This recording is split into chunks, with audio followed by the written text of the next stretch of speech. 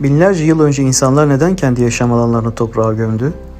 Neolitik dönemde şaşırtıcı bir şey görüyoruz. Bazı yerleşimler terk edildikten sonra kaderine bırakılmıyor.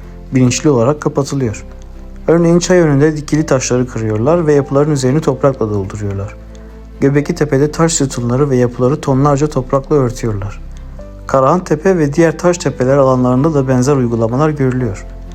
Ve burada ilginç olan şu, bu yapıları gömmek çoğu zaman onları yapmak kadar, hatta bazen daha fazla emek gerektiriyor. Yani bunu yapan insanlar için bu sıradan bir terk ediş değildi. Büyük önem verdikleri bir davranıştı. Peki neden? Bir dönemi kapatmak için mi? Atalarına saygı göstermek için mi? Mekanları kutsal kabul ettikleri için mi? Bilmiyoruz. Ama şunu biliyoruz. Bu insanlar yalnızca ölülerini ritüellerle gömmemişti. Karmaşık dünyalarında geçmişlerini gömme gibi bir gelenek de oluşmuştu. Ve bu gelenek sayesinde bugün taş tepeleri en az tahribatla keşfedip çok katmanlı dünyalarına yolculuk yapabiliyoruz.